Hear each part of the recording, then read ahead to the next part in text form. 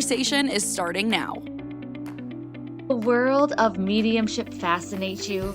Are you curious about what it's like to talk to the other side? Or are you a growing medium yourself? Well, if so, then you have a treat in store for you today in this episode because I am bringing on a very special guest. I have Karen joining me, and she is a psychic medium and a mentor, and she is like a bridge between the visible and the invisible world. And her mission is to use her abilities to bring comfort, understanding, and healing for people all over the world. Now, what I really love about Karen is that her and mine journey are very different. They are like polar opposites. And I think it's very interesting and also fun to get the different perspectives on how abilities are formed, if you're born with it, and then how they work for you. So we get tons of great information from Karen about how to, practice mediumship in readings, but then also giving some insight from her on how she talks with her past loved ones and other people's loved ones all throughout your day. So sit back, relax, and I hope you enjoy this conversation. Hey, Karen, thanks so much for joining me. I'm so excited to get into this conversation with you. I'm very excited to be here. Thank you so much for inviting me. And I know that everybody is going to hear this wonderful accent of yours and wonder where in the world that you are from. I am from a very small town called Carnoustie, which is beside Dundee in Scotland. So, people know the main areas, I think the main cities, Dundee, Aberdeen, Edinburgh. So yeah, I'm not too far from there. I have a question. I wasn't planning on asking this, but this is like coming to me right now. Do you find that Scotland or even in the UK parts are more spiritual? Or because I know you spent some time here in the States too, but would you think that they are more open? Is it different? What do you think your perspective is with Scotland and the UK and spirituality?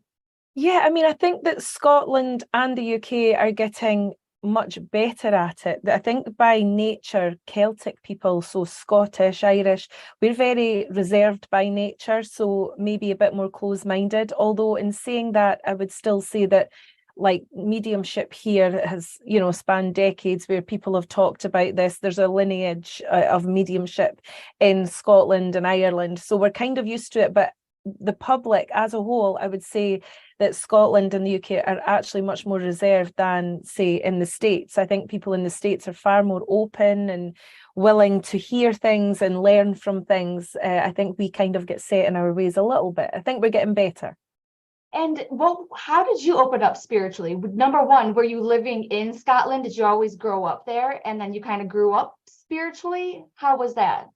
Yeah, my grandmother, she used to talk about things of spirit, not so much in a way like she was practicing mediumship, but she was very mediumistic. So if I used to say things to her like, there's a lady in the kitchen or there's a man in the lounge or something, she would say, oh, you don't have to worry, that's the spirit people. She didn't ever make a big deal of it. She always just kind of calmed my mind and made me feel like that was completely normal. So for me, that was a normal part of my childhood, although I didn't really realize that no one else could see what I was seeing. So it took me a long time, maybe until teenage years, where people like friendship groups and peers were kind of saying like, that's a bit strange, or like, I don't see that, or, made me kind of question, what is this? And then after that, it was more about just understanding what it was and where it came from. But all the time it felt so natural to me. So for me, it was home. And that is really the way I can describe it. Do you remember like the first time or one of the first times that you realized that it was actually a spirit person that you were seeing or feeling? How did that show up for you? The very first time that I ever remember feeling anything was when I was 3 years old, and I was traveling on a bus with my mother at the time, and we were going somewhere to visit someone. And as we passed this cemetery, the graveyard, I could see lots of people. And I remember looking at them out the window thinking, why are they all there? So I asked my mum, I said, why are all of these people there? And there was no one there. And she just kind of looked at me as if, oh, this is her imagination. And I remember knowing that these people were there. And then I remember thinking, I wonder if I'm buried in there. I wonder if that's where I'm buried. And that was one of the most standout thoughts that I've ever had within any part of my mediumship, and I was only 3 years old then. And then after that, it was more about like just feeling people or seeing people, you know, a flash of someone or someone coming out of the bathroom as I was walking in. It kind of became a little bit more sporadic. How did the people look inside of the cemetery? Because they always portray them on movies looking scary and like half of a face and stuff. But is that what they look like? No, not at all. They just look like you and me. And that's why I knew that they were really there. Like there was no way in my mind that that was anything else, that I knew that those people were there. But I also had a knowing that they weren't really physical, if that makes sense, because I was thinking, I wonder if I'm buried in there. So I knew that actually they weren't alive in this world, but I just probably at 3 years old, you know, you're not able to put that together in logical ways. But they just look like you and me. They just were just normal. Now, since you have like grown in your spiritual ways and became this badass, awesome, spiritual person, do you think that you were onto something when you were 3 years old? Like, do you think that you were actually buried there from like a previous life? I don't know. I mean, because the thought was so profound, I'm not sure whether it was just part of me feeling like I know that they're not of this world, and then understanding it was a graveyard. So I'm not quite sure whether I was actually buried there, but then you can't rule that out either. You kind of just got to say, well, maybe, because it is a pretty strange thought to come into a 3-year-old's mind. So yeah, the possibility is probably yes, I was there. And I love the experiences that you're talking about, because so many of us have these little experiences. And like you said, as you grew older, it was just kind of either this sensation or seeing something out of the corner of your eye. Can you explain a little bit more about some of those times that happened and then what it actually felt like and looked like for you, just so that other people think like, okay, maybe I'm not crazy. Maybe there really was something there. Yeah, I think this is the biggest thing, isn't it? And you'll know this too, that sometimes we as humans automatically are told within our mind that it's imagination and we didn't really feel that. So for everyone can feel spirit, maybe at different levels, but we can all be aware of spirit. And for me, the way that it felt for me, it felt very comforting and it felt natural. But at the same time, if let's say I seen a flash of light in the corner of my room, that for me at some points might have felt a little bit intimidating, like, what is that? What does that mean? Or was it my eyes? Am I tired? Do I need to sleep? And the mind really is there to keep us safe. So the mind is a tool, and it will tell us that there's nothing to worry about, or it will tell us there is something to worry about, or it will tell us that it's your imagination, because it needs to find logic, it needs to find an answer, it needs to fix something. Whereas anything of the soul, which is the mediumship part, and that link to spirit, isn't logical. It's true, and it's our essence. So I think as humans we fight every day from that side to that side. So once you get a little bit of understanding of actually spirit do feel normal, it's not big and bold all the time. It's something that's very subtle. It's something that could just be in your peripheral vision, for instance.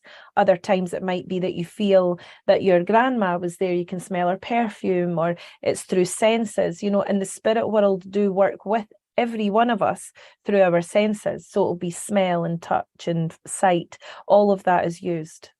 Oh my gosh, yes. And I find, anyways, even personally speaking, that the more that I trust that it is not my imagination, the more that I trust, I'm like, no, this really is something. It seems like the stronger it gets, like the more these things happen. Do you have that same experience? Exactly. And I think it's about embracing that and actually not letting someone else either say to you, no, that was your imagination. Because there were many times as I was growing up that I might say to my parents or someone else, I just seen X, Y, and Z. I just seen, granddad, he was in the living room, for instance, and my mum would say, don't be silly, like, what are you talking about?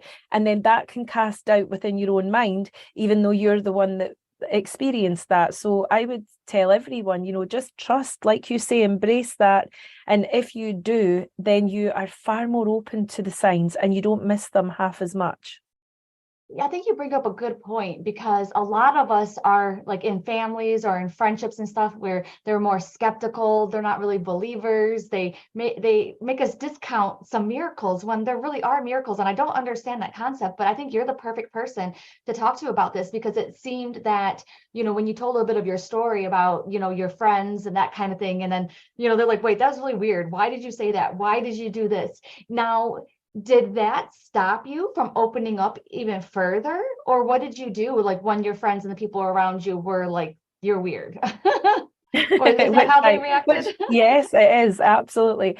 But you know what? I think looking back the way it's easier in hindsight, I think, to see things, isn't it? And Yeah.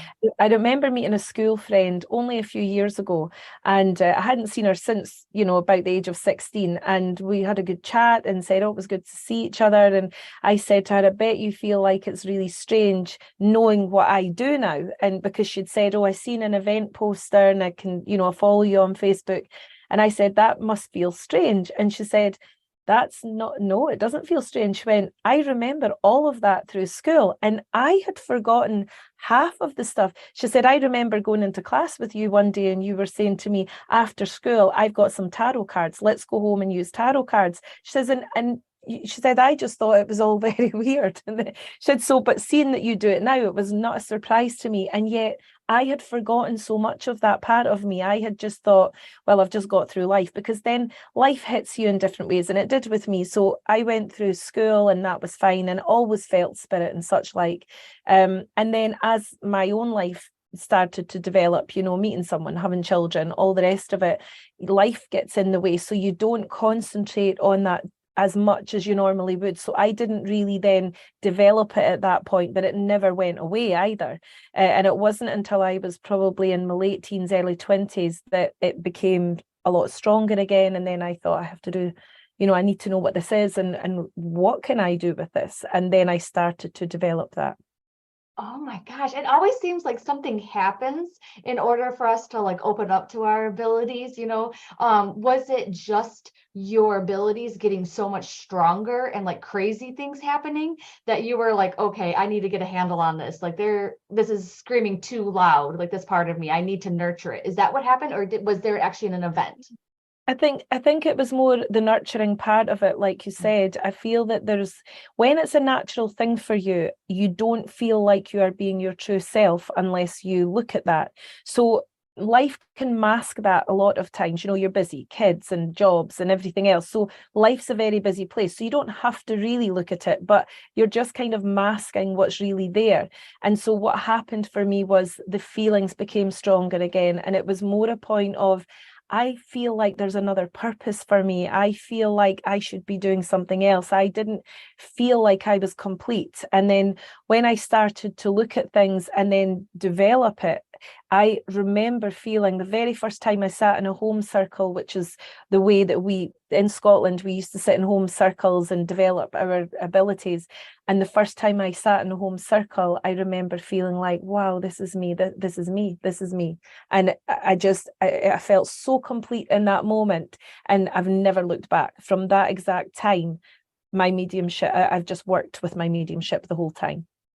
Now, I think that circles are a little bit different with the US within the UK. So can you tell us a little bit about what the home circle is like? Yeah, so if you go back years into mediumship of years gone by, so I'm talking maybe even in the 1800s, 1900s, in the Celtic areas of that's the only way. I'm not saying it doesn't happen all over the world, but from what I know in my history is that the home circle is where the medium developed. So basically you would maybe have 7 or 8 people who would meet at the same time every week in someone's home where there would be peace and quiet, and you sat at the same time every week. So if it was a Wednesday at 7 o'clock, that's what happened. And everyone would show up in the circle and you would just sit and maybe meditate, listen to a piece of music, and then connect with those who had crossed over. And usually there was maybe only 1 or 2 in the circle that were mediums or trying to develop their mediumship. And the other people would be there to kind of support that learning, support that development. But it was a very blissful experience. It was sometimes there's no words to describe how I felt. That was like me going home every week. I was able to visit myself, is the only way I could maybe explain that. And I lived for that Wednesday night at 7 o'clock, because for me, that was the real part of me that I was able to plug into. The other stuff during the week and work and such like was just noise at times. I needed to plug into me. Oh my gosh, the same thing happened to me. We just call it development circles. And I just went to my first one, and then I was just like hooked. And I would drive like an hour, like early in the morning. It didn't matter. I was going to be there every single week. It was always so much fun. And I remember my first time connecting to a spirit. Do you remember your first time, or one of the first times that you connected with spirit in that circle? And what that was I like? remember, because obviously when you connect with spirit in a very natural way in your own life, so like I said, your own relatives or maybe a friend's grandmother or something like that, it's not like you're intentionally trying to connect, it's just happening. But within the development circle, the first time I remember trying to connect, I remember the leader of the circle saying, right, okay, Karen, see who you've got. And I just remember closing my eyes and saying, "Oh, I've got a lady here," and I said something along the lines of, there was alcoholism there. She passed at 57, and all of this information was coming. And really, at that point, looking back, I was just opening my mouth and speaking. It wasn't like I was sussing that out or understanding it fully, but I was just given what I got. And I'd said to one of the other people in the circle, "I think this is for you." And she said, "All of that's completely correct." And when she said that to me, in that moment, I was thinking, really? Like, really? And then it felt like electric. It just felt like, this is real. This is what I've been needing, this confirmation that this is real. This isn't me. This isn't just me saying sporadic things and making things up. And in that moment, that connection to that lady in spirit really showed me what I needed to go forward. How did you get the confidence to do that? Like, to say it? Did you just allow yourself to speak without even thinking? Like, because there's a lot of people that listen to this podcast that are growing in their mediumship and their psychic abilities. So I know they're even scared when I have a circle. They don't want to say anything. So like, how in the world did you do it? This, in the first few times that I done it, it was like just saying whatever came. It wasn't like I wasn't nervous. I mean, I never consider myself to be a public speaker at that time or be able to have the confidence to do that. But within the confines of that group, I felt safe to just say what came. But it's so fascinating within mediumship, and maybe your listeners and yourself will see this too. But you have the confidence at the beginning, and then what happens is you start to question, where did that come from? How did I get that? And that's what makes the nerves kick in, because then what you're doing is you're coming from what I call your spirit mind, let's say, into your human mind. And then if you're kind of fluctuating between the two, you diminish your own power. So the information then doesn't flow as well. So then you end up saying things that, "Oh, is that not correct? Oh, I knew that I wasn't getting that right." And then doubt comes in. Whereas really, if we're just brave enough to say, "I know I'm connected with spirit, and I know that I might not get everything right, and that's okay, but I'm just going to give what I feel." And a big part of it for me was feeling rather than thinking about it.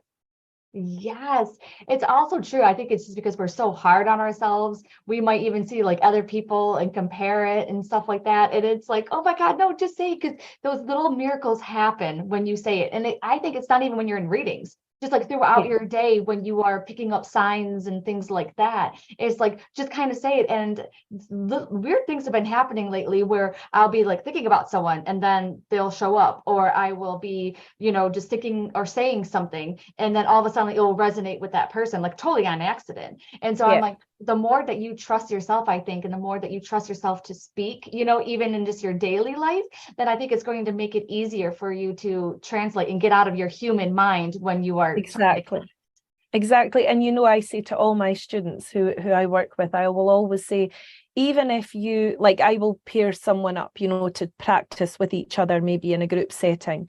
and you can tell that they're nervous. And I always say, listen, all you have to say is you need to start talking. So even if you're saying to the person that you're sitting with, you know, I don't know what I'm going to say to you. I'm really feeling nothing at this moment. And I don't even know why I'm doing this. I'm so nervous. Before you know it, that will change the flow of the vibration that you need. And it will change to, oh, hang on a little minute. I feel like I've got a lady here and this lady's, and you just have to get the flow going. That's all you need to do. It's so true. Like I will say, I'll be like, hey, you know, you might think that you're guessing on things, but I'm like, just go ahead and start talking about what you think they're like, you know, just start the flow of it. Because I remember I was training this psychotherapist, and you know, they're very analytical in their mind. You know, imagination is not something that they have, and I feel like you have to have imagination for this. But it was really funny. I sat her down in front of someone, and I was like, hey, I was like, just try to guess, quote, guess what she's coming in the office for. You know, like if she was one of your clients, you know, like what she'd be coming in the office for. And I left her for a little while. When I came back, she had connected to her parents in spirit and got so many cool information. And I'm like, yes. So I love that. Just start talking and the energy will flow.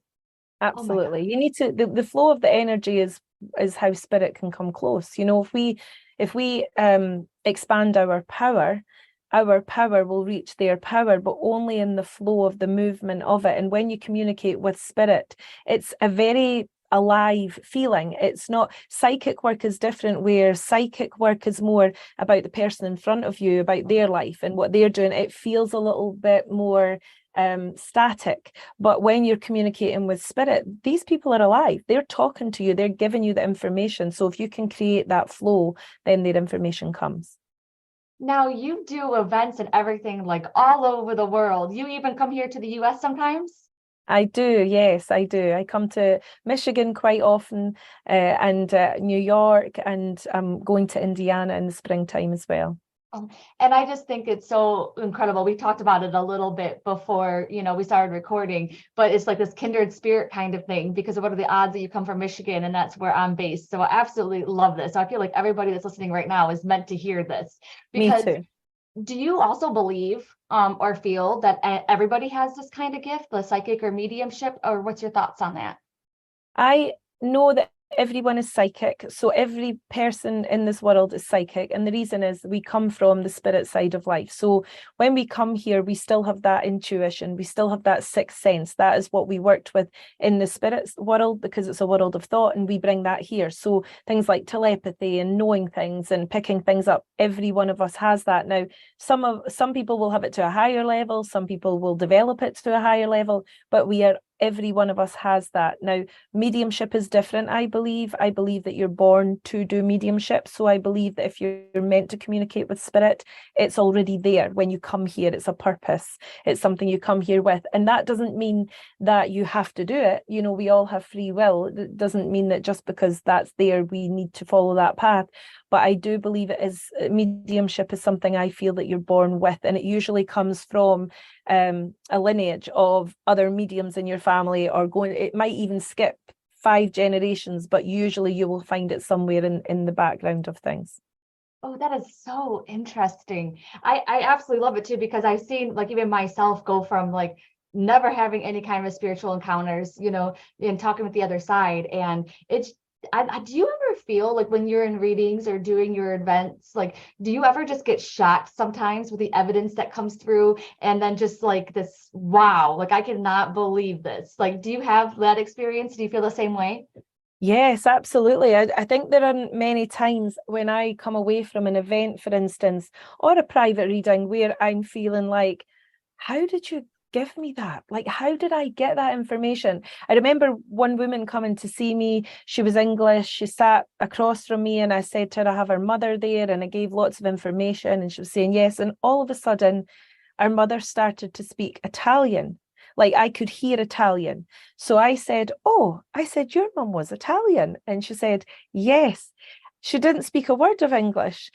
And so the woman that I was speaking to couldn't understand how I had been getting the information. And I said, but remember, it's a world of thought. So she can still put these thoughts in my mind. But then she wanted to tell me that she was Italian. So I started to hear her speak, and I knew that it was Italian. And I remember feeling at the time, that is amazing, the way spirit work. And there's been many many instances over the years that these things have happened where afterwards I'm just blown away by the level of evidence and how clever spirit are. I always say the same thing. You're amazing. Like, I don't know how you get through to my brain sometimes, but you do. That's how I feel too sometimes. I'm like, I do not know how you did it. Like, I always give credit to them. I'm like, it's not me. Absolutely. It's like I'm Me impressed too. with them. I was like, they're the Me ones that too. have to get through this. Me And too. it's so funny. Sometimes I'll hear accents, but it's so funny with the Italians. A lot of times I'll like see, or I'll get the sensation that they're talking with their hands.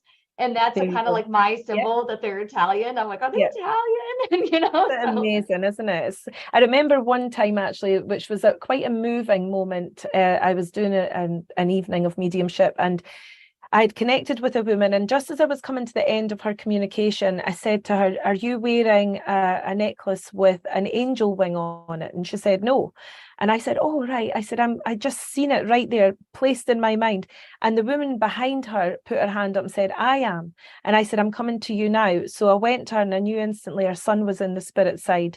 I knew that he'd passed away when he was 10 years old. I knew that he had been knocked over by a car, and that he had passed straight away, and all this other information. But as I was giving her the information, I just remember feeling like this isn't connecting with her. She was saying yes, and that was her son and all this stuff.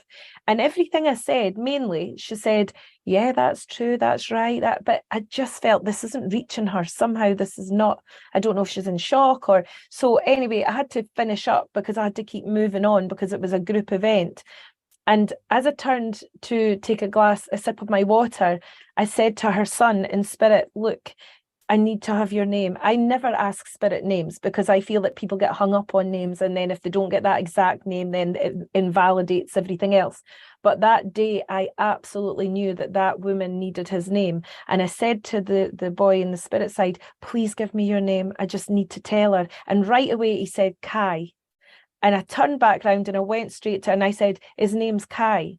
And she just burst into tears and she said, "Yeah, it is, it's Kai." And it's like she needed that one thing. And yet I always tell people, don't come to a medium and expect one thing, because you might be disappointed if it doesn't come within the flow of the mediumship.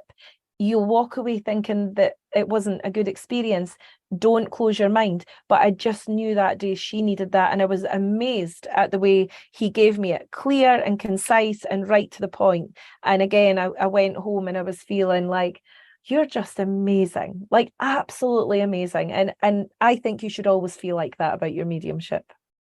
oh my gosh, that is such a great thing. And things, well, this is the way you talk. It seems that things come through so clear. And of course, you know, it's all about like divine connection and your connection with spirit and stuff like that. But is there other things that maybe that you do, that some tips that you can give to people listening that will really help them like enhance a spiritual connection, whether it's going to be throughout their daily life or in readings if they wanted to try it out?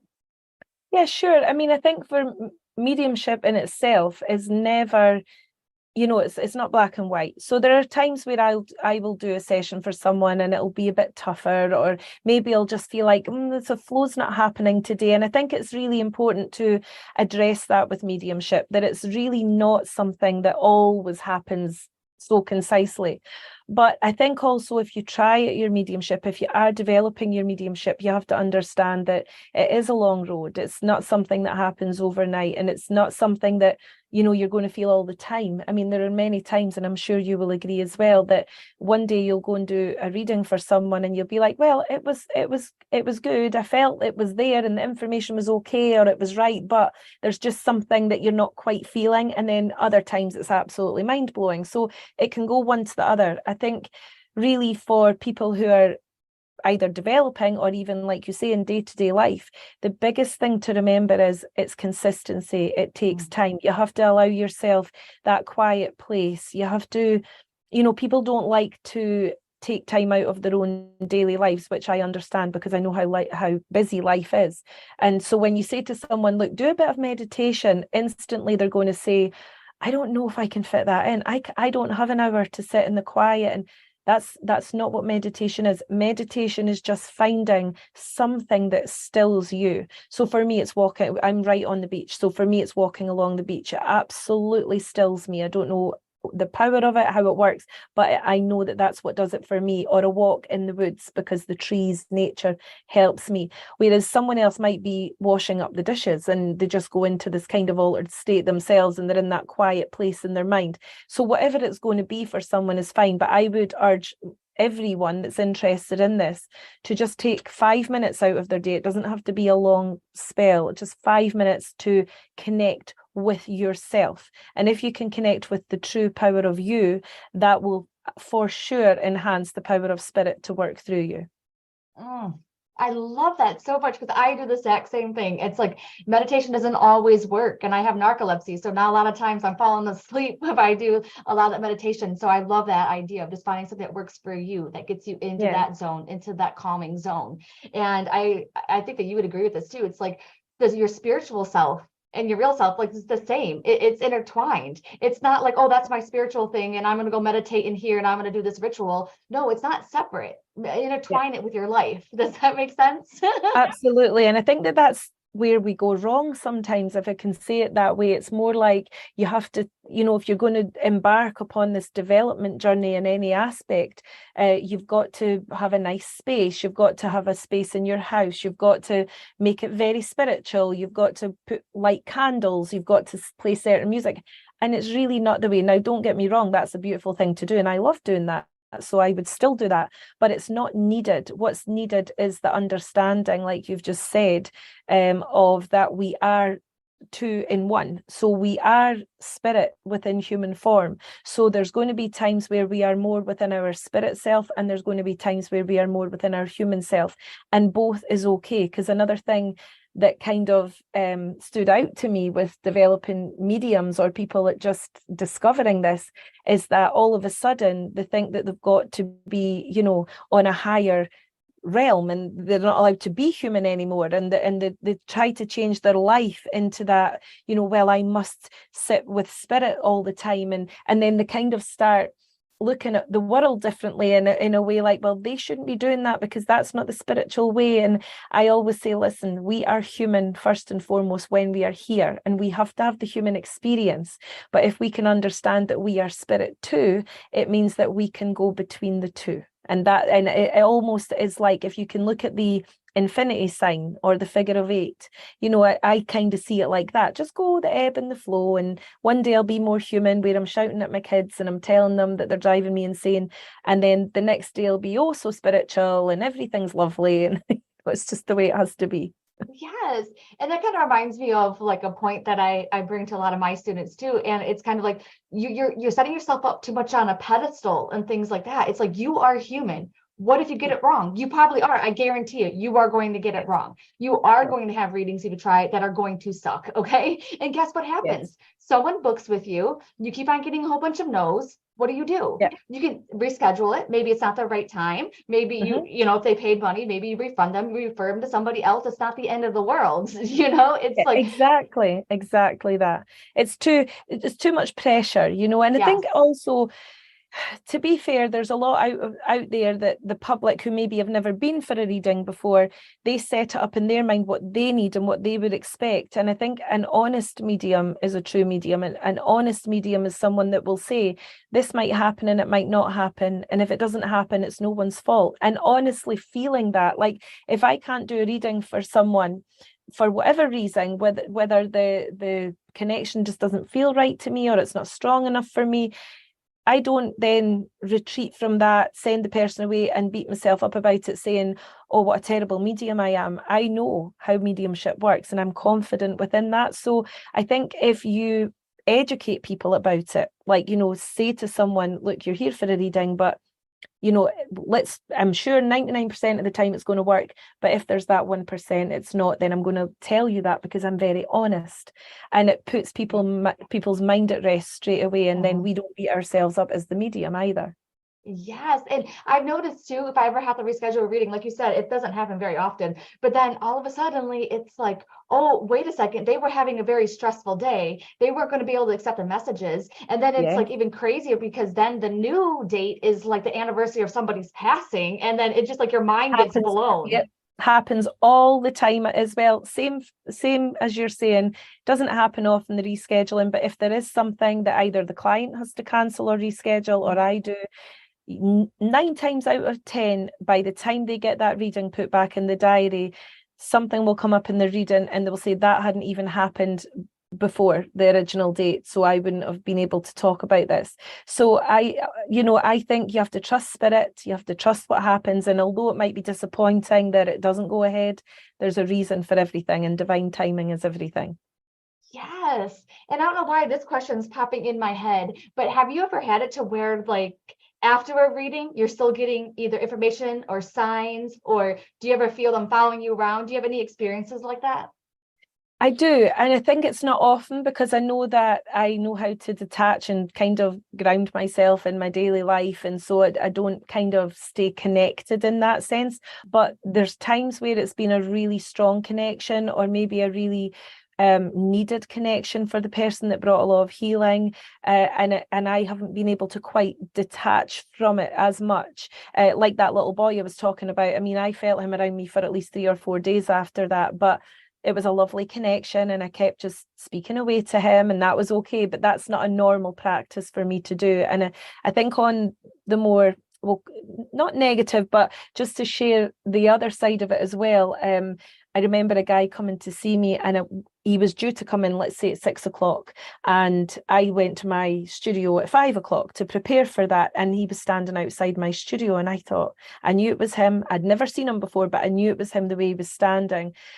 And I thought I didn't get a good feeling about this. I don't know. I'm not sure about this. But he's seen me, and he knew what I looked like. So I couldn't then say, go home and phone him and change it. So I just got out my car and I said, oh, you're very early. And he said, yeah, I got the bus and I'm here early and it's fine. But I just had this overwhelming feeling of, I don't like this. I'm not feeling comfortable with this. So anyway, I invited him into the studio, but at the same time, because I worked myself in the studio, I phoned my dad at the time and said, hi, Dad, I know you have stuff to drop off at the studio. The door's open. And right away, he was like, I'll be along in 5 minutes. So he came along and he kind of stayed in the kitchen and just made me feel a little bit safer. However, what the deal was, it wasn't about the guy, because the guy was pleasant enough and it was fine. But what I picked up on through spirit for him wasn't the best. It wasn't the best background. It wasn't the best situations in life. And the people that I was communicating with weren't the best people when they were here. So I was already aware of that energy of that. So after the guy left anyway, for about 2 days, 3 days, I remember feeling like I need to detach from this energy. It's not good.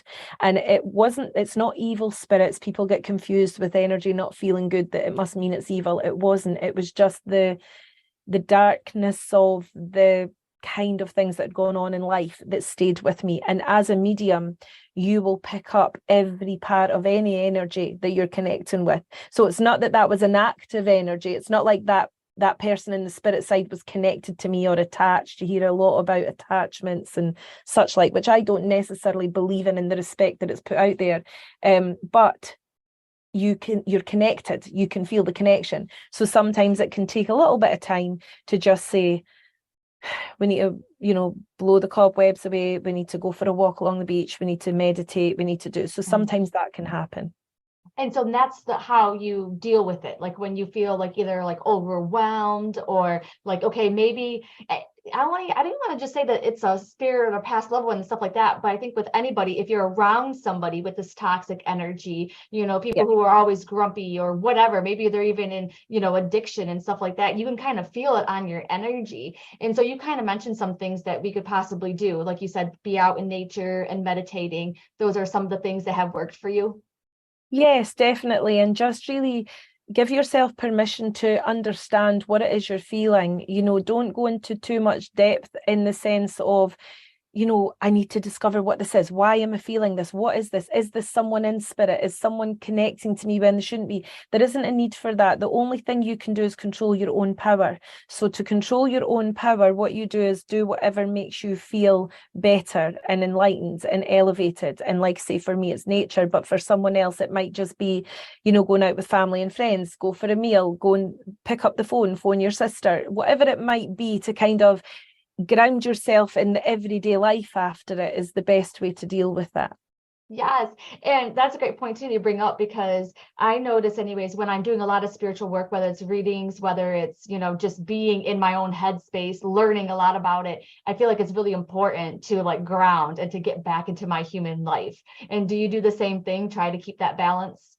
Yeah, definitely. I think if you didn't do that as a medium, you would burn yourself out, because you would constantly be connected to spirit. And it is, it is an energy that's very, especially in private readings, it's something that drains your energy, your physical energy. So you can become very exhausted. And unless you rejuvenate yourself after that, even by sitting watching TV, which is something that you're totally grounding yourself in our human life, that gives you time to rest. It gives you time to just chill and not worry about the bigger things like readings and what went on in the readings. And I think I learned quite early on that, for me anyway, it's healthier for me not to go home thinking about the reading too much, because really you've done your part. You're the conduit, you're the part in between, and you've passed that on. Now that doesn't mean you're not affected by it. Especially one that affects me a lot, that I struggle with, to be honest, is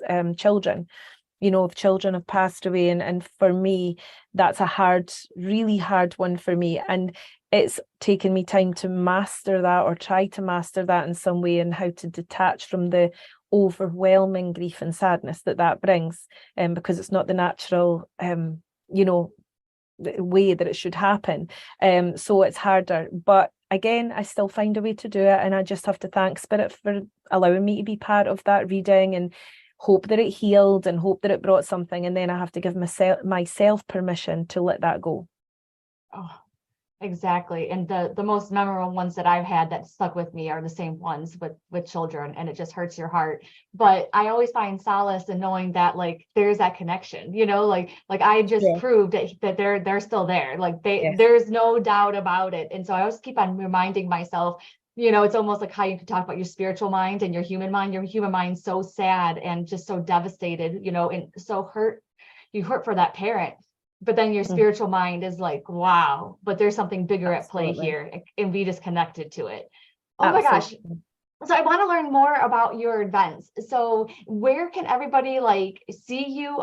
You said that you are coming to probably Indiana, you might be here in Michigan, but you're definitely in the UK doing these events.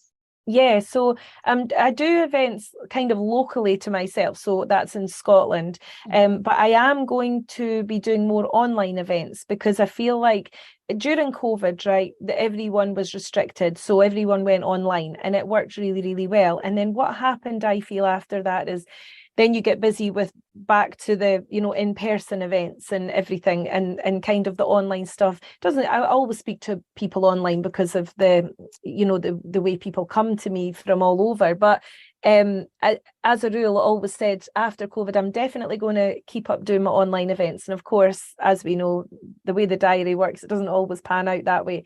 So I am going to be doing more online seminars and teaching, and all of that is just about this week is going to be detailed on my website this very week. We're working on it right now, so there'll be more there that people can get in touch with me and maybe take part in, no matter where they are. I love that, because I'm always telling everyone, I'm like, you should have more than one teacher, at one time, because I think you learn something different from each one. And you might just, they might come to you and all of a sudden it just clicks. Like there's just that one thing that you say or you do that totally just cracks them open. Absolutely. So I absolutely love it. So it's like actually great timing. So hopefully it'll be up by the time this podcast airs, and I'll make sure that it's in the show notes. Now, for the ones who might be wanting like a reading and things like that, because you have definitely proven that you have an amazing connection. Do you also do those online? I do. Yeah, I do. Mainly, I do my readings online, actually, more than in person. So yeah, I do those via Zoom or, WhatsApp if someone doesn't have Zoom, or another video call, FaceTime or whatever, or just telephone call. And people get a little bit, like, oh, do you get the same connection, because it's online? Or absolutely, I don't need to be in the same room with the person to connect with their loved ones in spirit, or even to connect with them psychically. That happens because of my energy and their energy. So I really enjoy my readings online and sessions online too. So anyone can go to the website and book in for that. Yes, and I love that so much. I'm glad that you cleared the air with that, because it's amazing. Like, even some of my most amazing readings have been like email readings where I just had the person's Yeah. name. Yeah, And absolutely. like, it's so amazing how that it works. And so I feel that whoever's listening, if you really feel called to see Karen, it's for a reason. So I'll make sure that I have everything in the show notes. But if people want to keep in touch with you and they're only listening right now, where can they find you? They can find me on Facebook at Karen Docherty, Medium and Mentor, or at KarenDocherty.com. And they can get in touch with me there. I answer everyone as best I can, so they can get in touch. And I'm also launching another mentorship as well, which is about training people one-to-one. One thing that I felt when I started was I didn't really have anywhere to go. I had my home circle, but I couldn't really find a teacher out with that. And it always felt like when I will do a one-to-one mentorship, and it is one-to-one. It's not like 50 people, at one time. So I really only usually accept about 8 students. So I'm about to launch another one of those as well. So that's also at KarenDocherty.com. And I love that too, because when it's one-on-one, you can specifically help them out with how spirit communicates with them. And you learn a little bit, and you're able to walk them through it and be like, okay, you're getting in your head. Nope. And then just like kind of like tweak them, into opening up. And I think that you create that sacred space and that safe space for them to be confident enough to share with what they're getting. That's what it is. It is a safe space. And it is mediumship is unique. And for whoever is listening to this and feels that they do want to develop, but maybe feels like a little bit like, oh, I'm a beginner, or I'm not sure if I'm even getting anything, then having that safe space, we will go over that, we will explore that, we will be able to give the foundation that's needed to understand what has taken place. And there's a beginner, intermediate one, and then there's an advanced one as well. So whatever level you're at, your mediumship is unique to you. And so a teacher should be able to connect with you and not kind of teach this, one size fits all. There are things that are kind of universal. There are things to build the foundation on, but after that, it has to be your mediumship and your unique mediumship. Yes. And I think when you work with someone like you one-on-one, you fast track that. When you try to do it by yourself in a group setting, I think it's going to take longer for you to really understand your own style. It's kind of easier when you have someone there walking you through it, where you're like, when you can actually tell them like, okay, nope, I can see this is kind of your technique. This is how it's happening for you. So absolutely, I agree. I think that's amazing. And I actually feel like the timing is perfect. So Me too. Want to thank you so much, Karen, for coming in and sharing all of your wisdom, all these golden nuggets. Like, you gave us so much, not just with our development, our mediumship, but also things to look out for in our everyday life, how just spirit is always kind of talking to us. And I think another thing too is like the importance of a spiritual community, being around those people. So definitely. Thank you so much, Karen. That's okay. It's been my pleasure. And, I'm sure I'll be back on again at some point. I would love that. And I'll maybe see you when I come to Michigan. Yes, I cannot wait.